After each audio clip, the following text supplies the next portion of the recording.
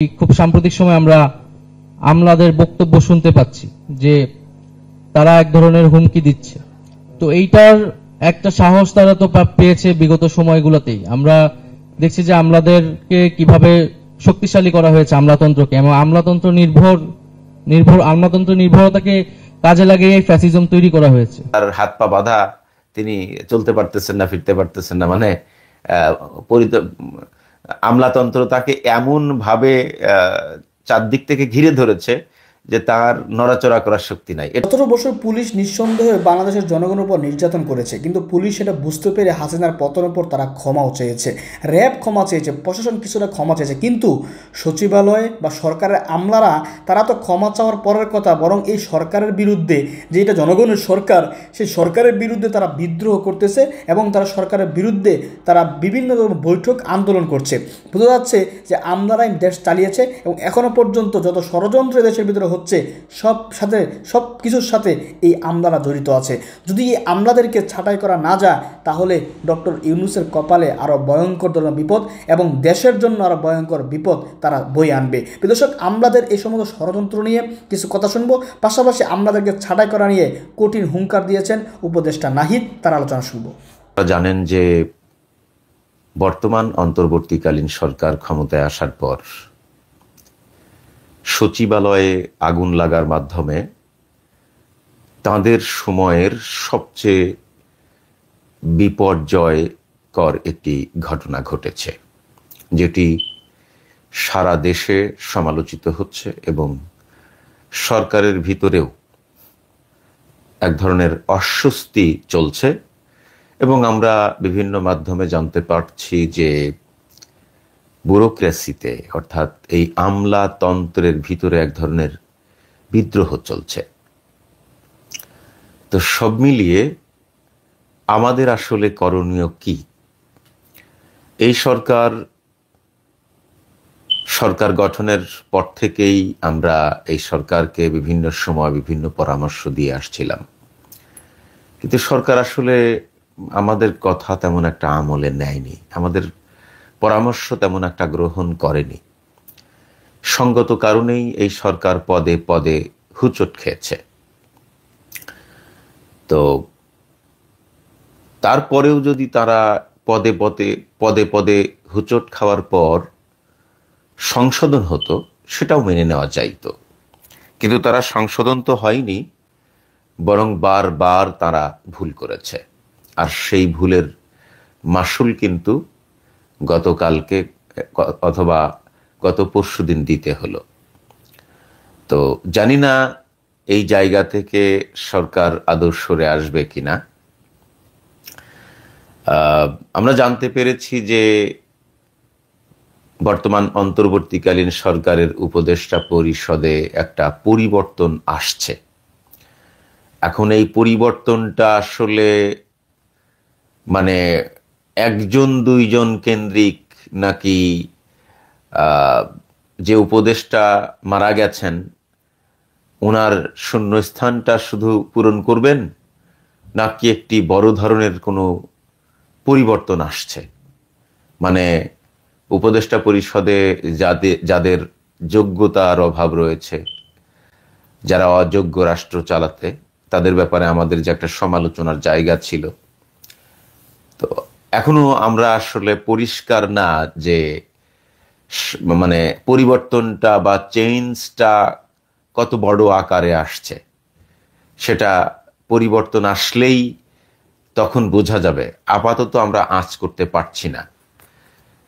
যদি একজন দুইজন কেন্দ্রিক চেঞ্জ আসে, তাহলে কিন্তু সেই অর্থে আমার কাছে মনে হয় না যে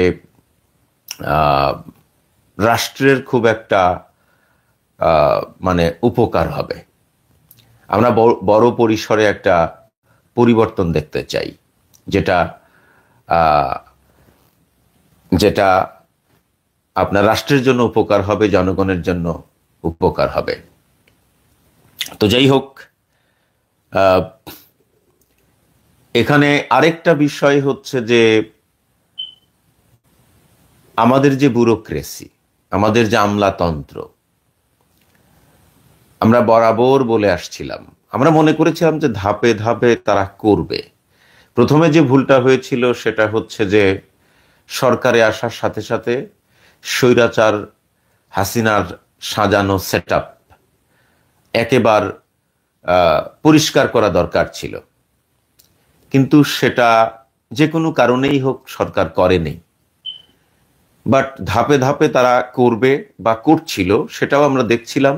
একেবারে যে দৃশ্যমান ছিল না তা না, বাট এত সময় নেবে এবং একটা পর্যায়ে এসে এই স্বৈরাচার হাসিনার সাজানো আমলাতন্ত্রের উপর এই সরকার মানে ভর করে রাষ্ট্র চালাবে বা এদের উপরে নির্ভর হয়ে পড়বে, এইটা আমরা আশা করিনি।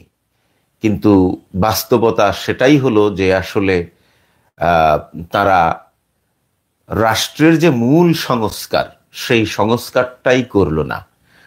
অথচ এতদিন ধরে আমাদেরকে জাস্ট মানে সংস্কারের এক ধরনের স্বৈরাচার হাসিনার মতো বুলি শুনিয়েছে। মানে সেই ক্ষুধার্ত শিশু আর মায়ের গল্পের মতো। অর্থাৎ ওমর রাদিয়াল্লাহু তাআলা আনহুর সময় জানেন যে এক পরিবারে খাবার ছিল না। ওমর রাদিয়াল্লাহু তাআলা আনহু তার শাসনামলে তিনি তার প্রজাদের হাল হকিকত ঘুরে ঘুরে দেখতেন। তো এরকম দেখতে দেখতে দেখেন যে একটা বাড়িতে শিশুর কান্নার আওয়াজ পাওয়া যায়। তো উনি ঢুকেই দেখেন যে বাচ্চারা কান্নাকাটি করছে, আর মহিলা বাচ্চার মা হচ্ছে শুধু পানি জাল দিচ্ছে বাচ্চাদেরকে বুঝানোর জন্য যে খাবার রান্না হচ্ছে, তোমরা ওয়েট করো। তো যাই হোক, পরবর্তীতে কি কি হলো সেটা আপনারা জানেন, ওই আলোচনায় আমি যাচ্ছি না। তো ঠিক আমাদেরকে ওই মহিলার মতো এই সরকার মানে ছাত্রদের রক্তের উপর দাঁড়িয়ে তারা ক্ষমতায় এসছে, ছাত্রদের বিপ্লবের চেতনা তারা বাস্তবায়ন করবে, রাষ্ট্র সংস্কার করবে, এই নানান কথাবার্তা, মানে কি বলবো, ঠিক ওই মহিলার মতোই আমাদেরকে জাস্ট মানে লোভ দেখিয়েছে। ভাত রান্না হচ্ছে, খাবার রান্না হচ্ছে, তোমরা কান্নাকাটি করো না, একটু ওয়েট করো, খাবার আসতেছে তখন তোমরা খাইতে পারবা।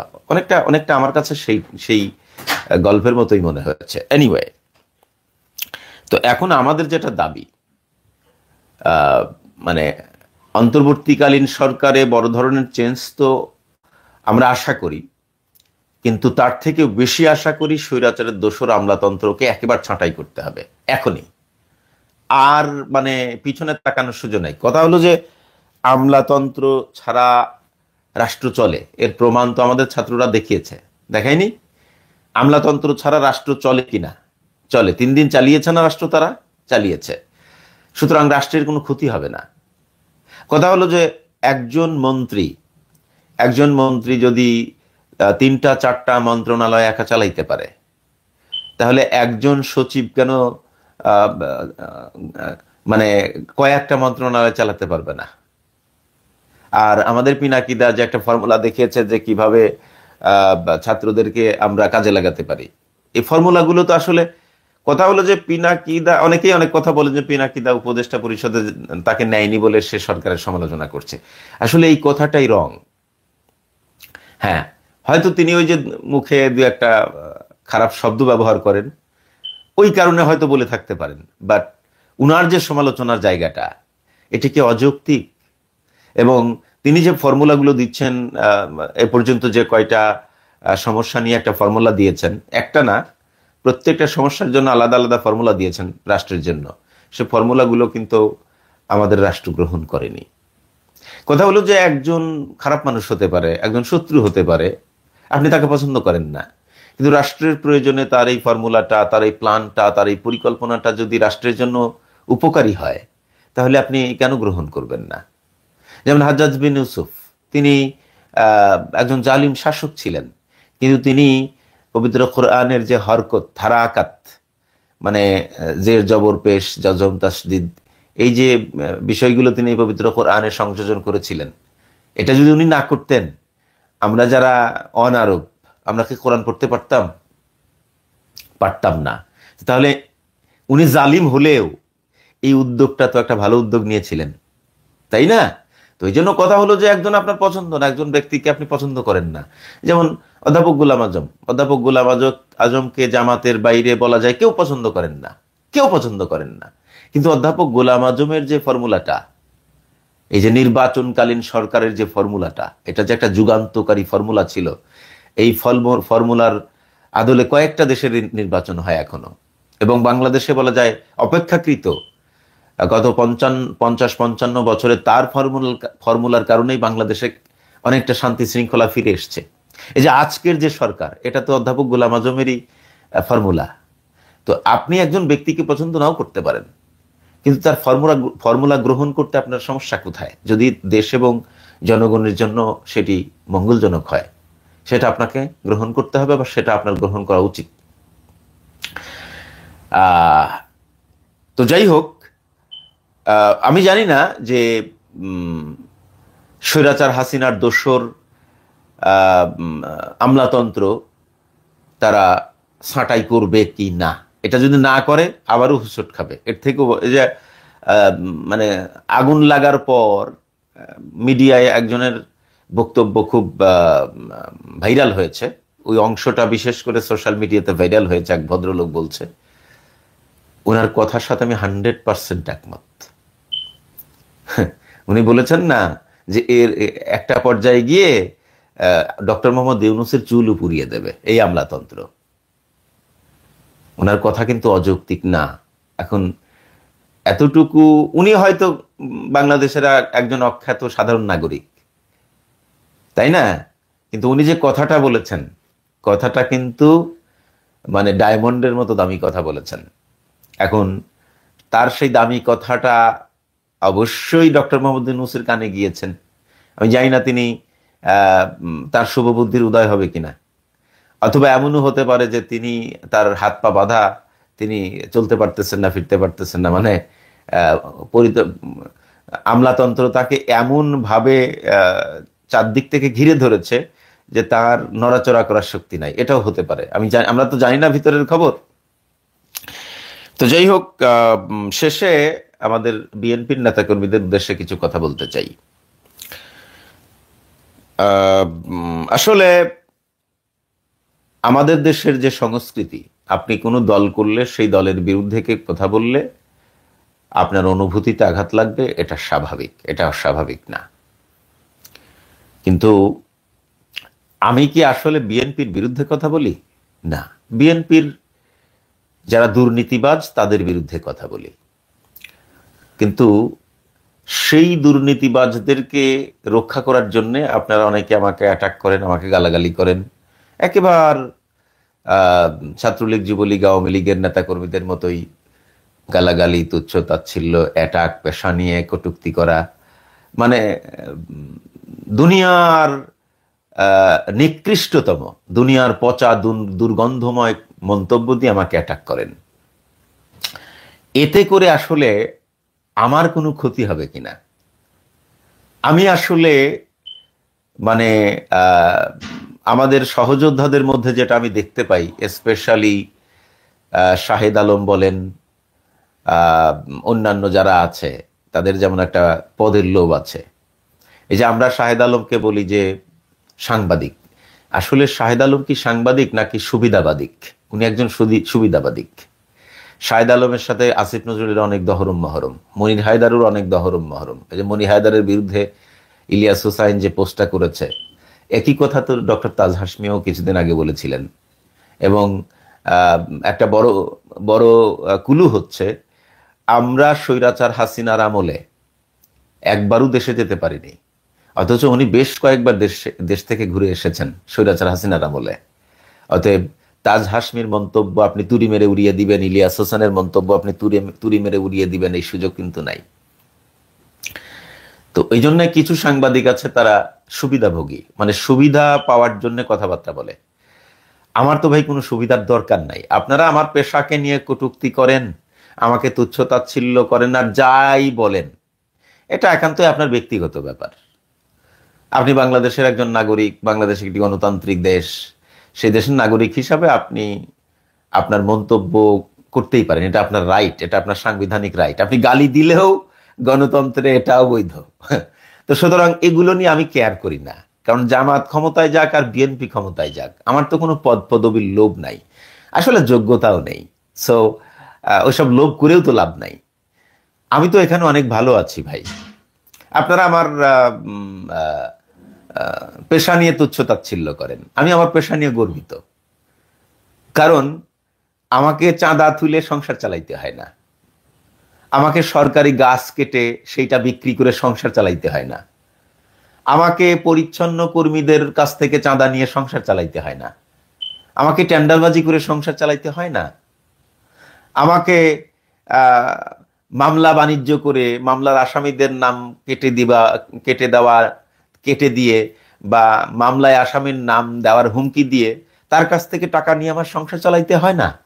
আলহামদুলিল্লাহ, সুম্মা আলহামদুলিল্লাহ, আমার সংসারে কোনো অভাব নাই, খুব ভালো আছি, এবং আমি একা ইনকাম করে খাই।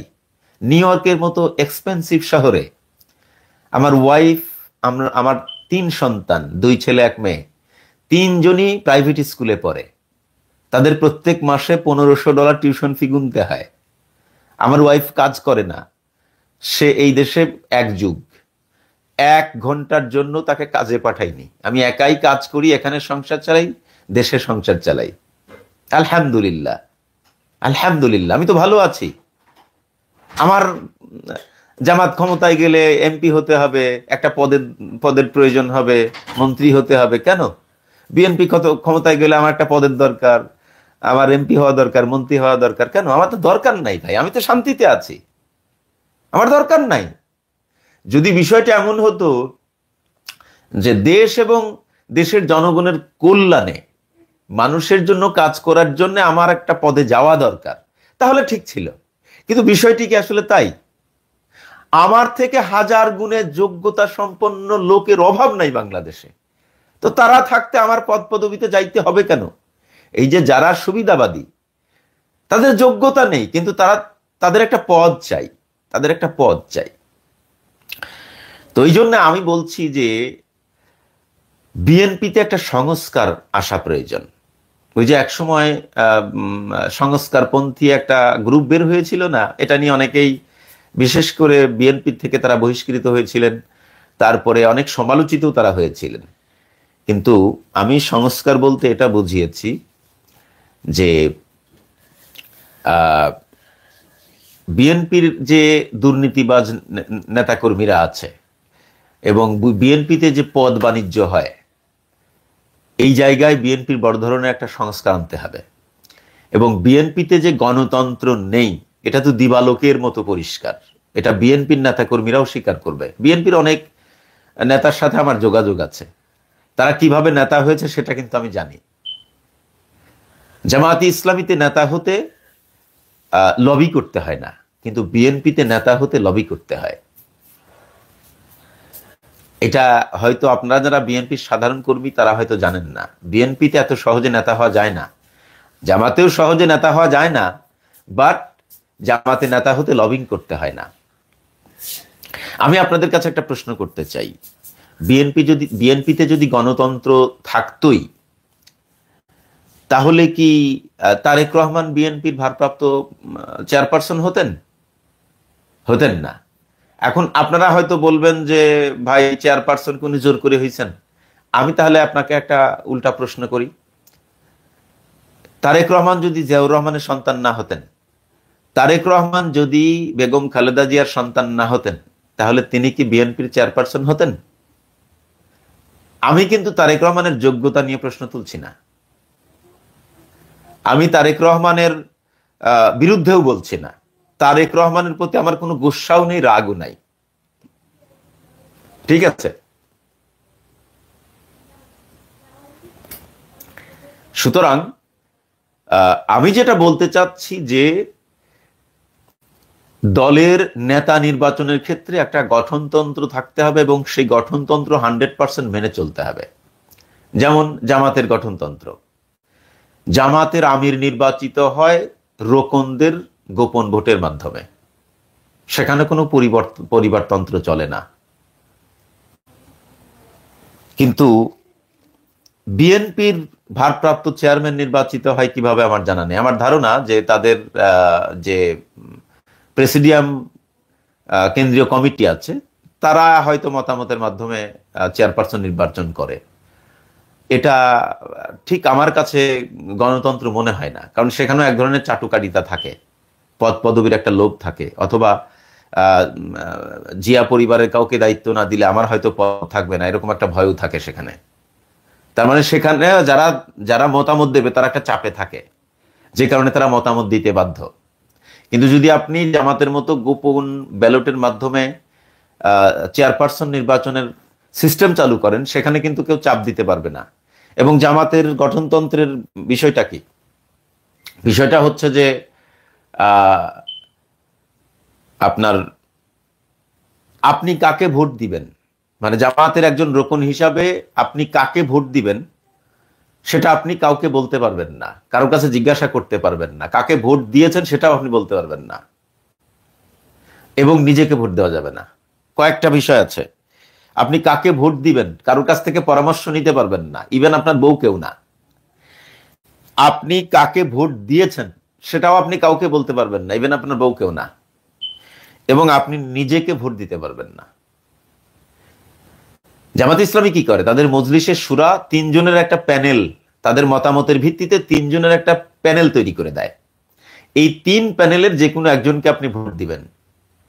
কিন্তু গঠনতন্ত্রে আরেকটা আছে, আপনি 3 জনের প্যানেলের বাইরেও ভোট দিতে পারেন। যারা কর্মপরিষদে আছেন তাদের মধ্য থেকে, অথবা হয়তো রোকনদের মধ্য থেকে আপনি 3 জনের প্যানেলের বাইরেও ভোট দিতে পারেন। এই সিস্টেমটা যদি বিএনপিতে চালু করা হয়, তাহলে দেখবেন বিএনপিতে এই যে টেন্ডারবাজি, চাঁদাবাজি, পদ বাণিজ্য, তারপরে পদ পদবীর জন্য অভ্যন্তরীণ কোন্দলে জড়িয়ে পড়া, তারপরে দুর্নীতির সাথে জড়িয়ে পড়া, এই যে ক্ষমতার অপব্যবহার, এটা থাকবে না, এটা থাকবে না। কিন্তু এই সংস্কার কি বিএনপি আদৌ করবে? এই যে রাষ্ট্র সংস্কারের কথা বিএনপি বলে, আসলে বাস্তবতা হলো বিএনপি রাষ্ট্র সংস্কার চায় না। মানে আমাদের ব্যুরোক্রেসি, আমাদের আমলাতন্ত্র যেভাবে আছে এভাবেই থাক, এটাই বিএনপি চায়। কেন চায় জানেন? বিএনপি যারা চালাচ্ছে এদের মধ্যে একেবারে সৎ নেতার সংখ্যা খুবই কম। অনেকেই বলার চেষ্টা করেন যে নায়েব ভাই কতিপয় নেতার কারণে বিএনপি আজকে এই দশা। না ভাই, না। রুহুল কবির রিজভির মতো সবাইকে আপনি গুনলে হবে না। হ্যাঁ, খুব কম সংখ্যক বিএনপির নেতা সৎ মানুষ। বিএনপির অধিকাংশ নেতা দুর্নীতিবাজ, আর তাদের হাতে বিএনপির অন্যান্য নেতারা জিম্মি হয়ে পড়েছে। এখানে অনেকগুলো ব্যাপার স্যাপার আছে, রাজনীতি আছে। যেমন ধরেন, এমন প্রভাবশালী নেতা দুর্নীতিবাজ যে তাকে আপনি বিএনপি থেকে বহিষ্কার করলে সে হয়তো আর একটা দল খুলে বসবে, অথবা তার জনগণ নিয়ে সে আর স্বতন্ত্র প্রার্থী হবে, নির্বাচনে বিএনপি একটা বেকায়দায় পড়বে। এরকম নানান কারণে বিএনপি তাদের বিরুদ্ধে ব্যবস্থা নিতে পারছে না। তো এই জায়গা থেকে বিএনপিকে বের হয়ে আসতে হবে। তা এখন বিএনপি কেন সংস্কার চায় না? কারণ আওয়ামী লীগ যে আমলাতন্ত্র সেট আপ করে রেখে গেছে, এই আমলাতন্ত্র যদি থাকে তাহলে বিএনপি লুটপাট করে খাইতে পারবে। আমি দুঃখিত, বিএনপি বলে ফেলছি তো, মাইন্ড করিয়েন না। বিএনপির দুর্নীতিবাজ নেতারা, মানে বিএনপির দুর্নীতিবাজ নেতারা, তারাই যেহেতু বিএনপি চালায়, সুতরাং তারা চায় না রাষ্ট্র সংস্কার। তারা চায় না এই আমলাতন্ত্র ছাঁটাই করা হোক। তারা চায় এই আমলাতন্ত্র যেভাবে আছে এভাবেই থাক। কারণ এভাবে থাকলেই লুটপাট করে খাওয়া যাবে, চাঁদাবাজি করে খাওয়া যাবে, টেন্ডারবাজি করে খাওয়া যাবে। কিন্তু এইটা ছাঁটাই করে যদি সৎ নেতৃত্ব আসে, যদি সংস্কার হয়, তাহলে লুটপাট করা যাবে না, চাঁদাবাজি করা যাবে না, ক্ষমতার অপব্যবহার করা যাবে না। উপর উপর বিএনপি বলে যে আমরা রাষ্ট্র সংস্কার চাই, কিন্তু বাস্তবতা হলো বিএনপি রাষ্ট্র সংস্কার চায় না। যেরকম সেট আপ আছে এই সেট আপই বিএনপি চায়, কারণ এই সেট আপ না থাকলে বিএনপিরই বিপদ। আপনি মাইন্ড করবেন না, আপনারা আমাকে 2টা গালি দেন, 2টা মন্দ কথা বলেন, আমাকে তুচ্ছ তাচ্ছিল্য করেন, আমার পেশাকে নিয়েও কটূক্তি করেন, আমার কিচ্ছু আসে যায় না ভাই। আমি কারো খাইও না, কারো পড়িও না, কারোর পরামর্শে কথা বলিও না, আমার উপর কারোর কোনো প্রভাবও নাই যে অমুকের চাপে পড়ে আমি কথা বলতেছি না। আমি কারোর কেয়ার করি না, কারণ আমি আমার চাকরি করি, আমি আমার খাই, আমি আমার পড়ি, আমি কাউকে কেয়ার করি না, শুধু আল্লাহকে ভয় পাই আর কাউকে ভয় পাই না। সুতরাং আপনার যা মনে চায় আপনি বলতে পারেন, আপ টু ইউ।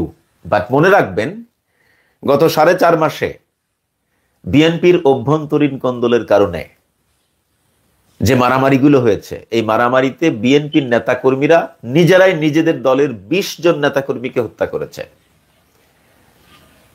শুধু আপনাকে সাবধান করতে চাই, আপনি আমাকে গালি দেন, আপনি আমাকে 2 কথা মন্দ বলেন, আপ টু ইউ, বাট পরবর্তী তালিকায় আপনার নামও থাকতে পারে। সাবধান করে দিলাম। তালিকা তো লম্বা হবে, এই 20 জনেই সীমাবদ্ধ থাকবে না, এই তালিকা কিন্তু লম্বা হবে। যে 20 জনের তালিকা আপনারা এখন দেখতে পাচ্ছেন, আপনি ভাগ্যবান, আপনি বিএনপির কর্মী, আপনি বিএনপির নেতা, আপনি ভাগ্যবান যে এই 20 জনের তালিকায় আপনার নাম নাই। কিন্তু পরবর্তীতে এই তালিকা যখন বড় হবে, সেখানে আপনার নামও থাকতে পারে। সুতরাং বিএনপি করেন, কোনো সমস্যা নেই, এটা আপনার মত প্রকাশের স্বাধীনতা, এটা আপনার পছন্দের স্বাধীনতা, বাট সাবধান, এই তালিকা বড় হলে সেখানে যেন আপনার নাম না থাকে। ব্যাস, আমার আলোচনা শেষ। আসসালামু আলাইকুম ওয়া রাহমাতুল্লাহি ওয়া বারাকাতুহু। আমাদের মধ্যে এখন এক ধরনের টেনশন বা বিভাজন তৈরি হয়েছে। আসলে এই যে অভ্যুত্থান হইলো, এই অভ্যুত্থানে আসলে স্টেক হোল্ডার গুলোর কার কতটুকু ভূমিকা ছিল, কোন কোন দলের কি ভূমিকা ছিল, এই একটা ন্যারেটিভ এখন বিভিন্ন জায়গা থেকে আসতেছে বা সবাই এটাকে ক্লেম করার চেষ্টা করছে। সেই জায়গা থেকে আমার বক্তব্য হচ্ছে বা আমাদের বক্তব্য হচ্ছে যে আমরা তো বলেছি যে এই অভ্যুত্থান এবং অভ্যুত্থান পরবর্তী সরকারের যে কার্যক্রম, আমরা যে সংস্কারের কথা বলছি, এই সংস্কারের আইডিয়াটা কিন্তু হাওয়া থেকে আসে নাই। গত 15 বছর ধরেই সংস্কারের কথা কিন্তু আমাদের রাজনৈতিক দলগুলো এবং আমাদের যারা সিভিল সোসাইটি আছে তারাই কিন্তু বলে আসতেছিল। বিএনপি সহ সেই সময় বিরোধী রাজনৈতিক দলগুলো কিন্তু সংস্কারকেই প্রধান কর্মসূচি করে তারা আন্দোলন গড়ে তুলতেছিল। সেটারই কিন্তু ধারাবাহিকতা এই সরকারের আমলে হচ্ছে, বা আমরাও সংস্কারের কথা বলছি এবং সেটা সামনেও ধারাবাহিকতা থাকবে। একইভাবে এই অভ্যুত্থান বা আন্দোলনও একটা ধারাবাহিকতার মধ্য দিয়েই হয়েছে। 15 বছর লড়াই সংগ্রাম যারা করেছেন তারা একটা প্রেক্ষাপট হয়েছে। আবার একই সাথে বিশ্ববিদ্যালয়গুলোতে 2018 সালের পরে যে ছাত্র আন্দোলন শুরু হয়েছে বিশেষ ধরনের, তার একটা ভূমিকা এখানে ছিল। তো আমার কথাটা হচ্ছে যে যারা এই আন্দোলনে জীবন দিয়েছে, যারা আহত হয়েছে, যারা হাত পা চোখ হারিয়েছে, তারা কিন্তু তাদের যে করণীয়টা সেইটা তারা আসলে করে ফেলেছে, তাদের সেই আত্মত্যাগটা তারা করে ফেলেছে। এখন আমরা যারা জীবিত আছি, আমাদেরকে আসলে এই আন্দোলন বা অতীত দিয়ে নয়, বরং বর্তমান দিয়ে আসলে মূল্যায়ন করা হবে। আমরা যারা জীবিত আছি, আমরা এখন আসলে কি করতে পারছি এবং ভবিষ্যৎকে কোন দিকে নিয়ে যাব। তো আমার আহ্বান থাকবে যে সকলেই যাতে আমরা সেই দিকে মনোযোগ দিই, যে আমরা আসলে বর্তমানে আমরা কি করতে পারছি এবং ভবিষ্যৎ কিভাবে গঠন করতে পারছি। দ্বিতীয়ত হচ্ছে, আমাদের বিগত রেজিমের একটা মৌলিক সমস্যার জায়গাটা ছিল যে ক্ষমতা হস্তান্তর, যে একটা গণতান্ত্রিক প্রক্রিয়ায়, একটা গণতান্ত্রিক রাষ্ট্রে যেইভাবে ক্ষমতা হস্তান্তর হতে পারে এক রাজনৈতিক দল থেকে আরেক রাজনৈতিক দল বা সরকারের পরিবর্তন, সেই সকল পথ আসলে বন্ধ করে দেওয়া হয়েছিল। সংবিধানকে ব্যবহার করে, আরো নানান কায়দা করে, রাষ্ট্রীয় প্রতিষ্ঠানগুলোকে দখল করে, ফলে ক্ষমতা হস্তান্তরের কিন্তু কোনো গণতান্ত্রিক প্রক্রিয়া আসলে ছিল না।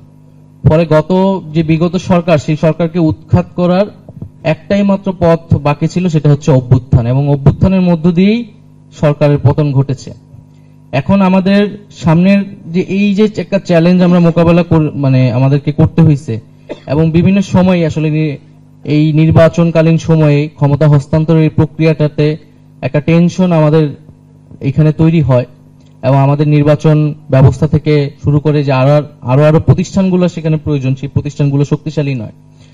ফলে আমরা চাচ্ছি যে সামনের যে বাংলাদেশ, সেইখানে সেই যে ক্ষমতা হস্তান্তরের প্রক্রিয়াটা যাতে সুষ্ঠুভাবে হয়, গণতান্ত্রিকভাবে আমরা করতে পারি।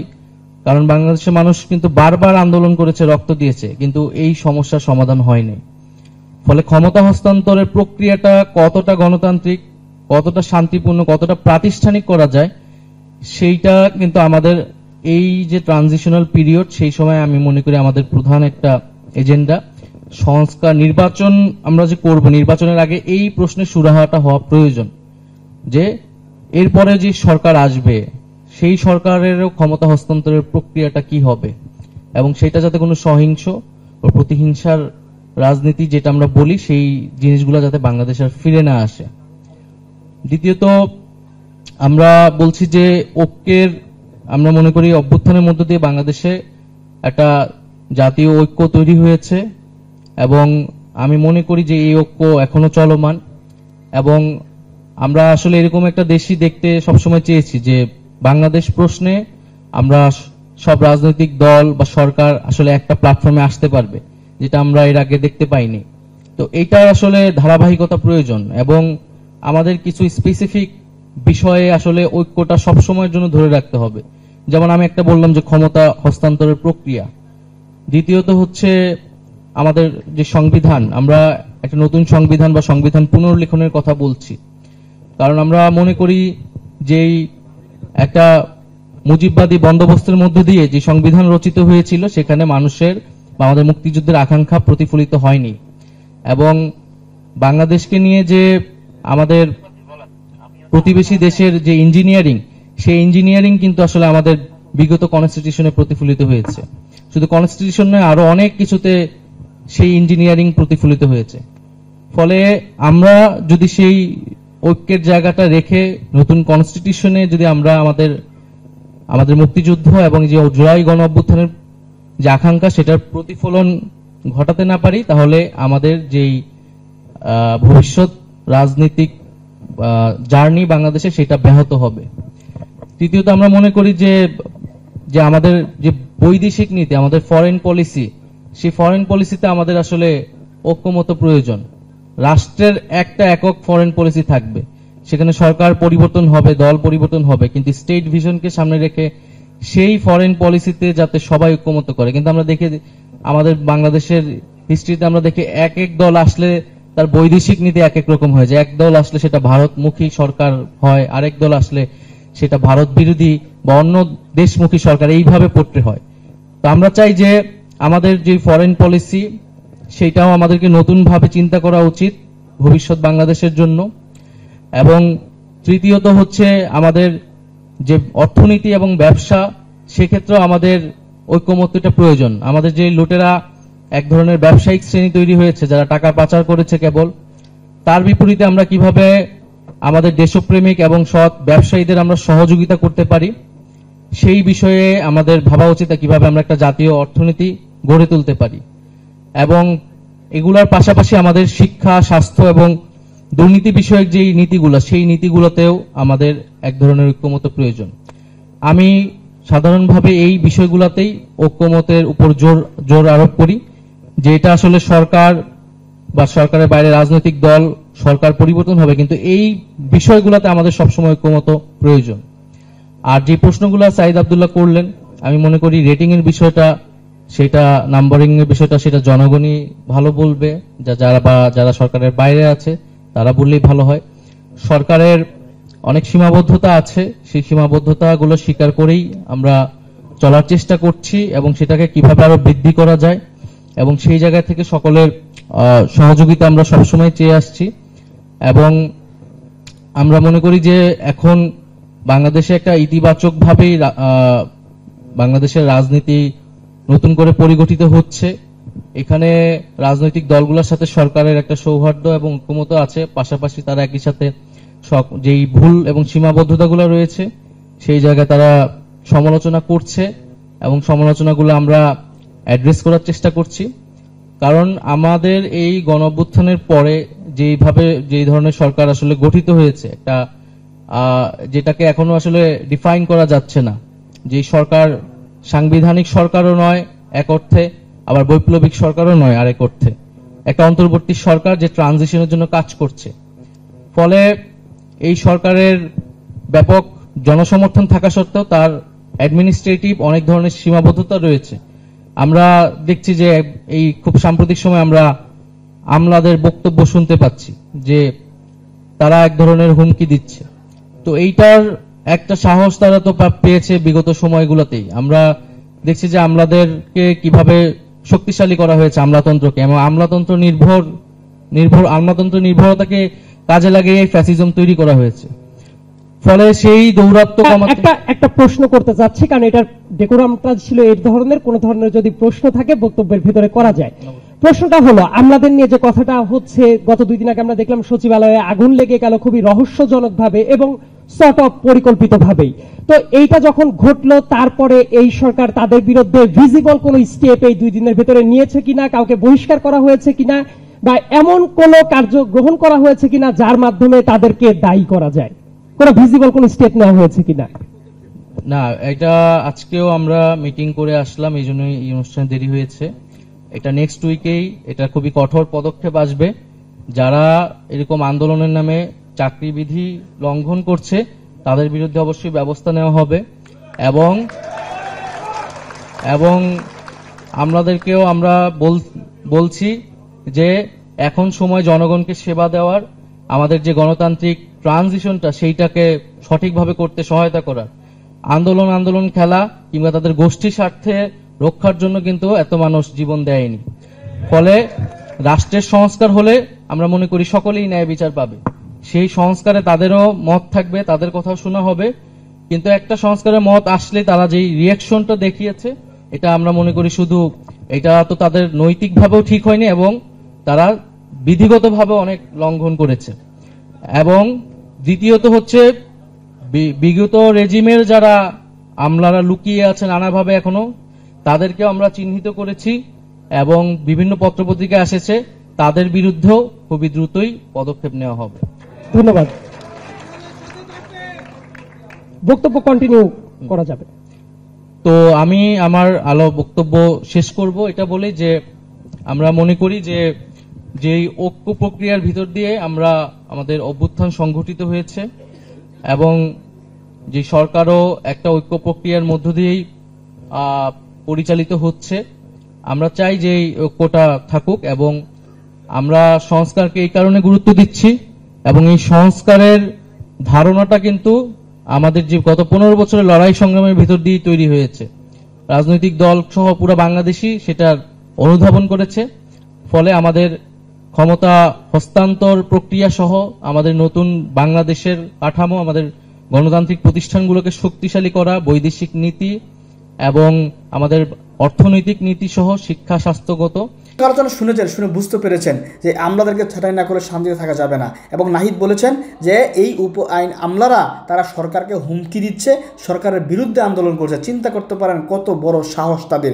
এই আমলাদেরকে অতি দ্রুতই সচিবালয় থেকে এবং বিভিন্ন জায়গা থেকে যত আমলা এরকম রয়েছে ফেসিবাদের আমলা, প্রত্যেককে ঘাট ধরে বের করে দেওয়া হোক, এবং তাদেরকে বের করে না শুধু গ্রেফতার করা হোক। এরা ষড়যন্ত্রকারী, এরা দেশের সরকারের বিরুদ্ধে ষড়যন্ত্র করছে, যে সরকার রক্তের উপর দিয়ে ক্ষমতায় বসেছে।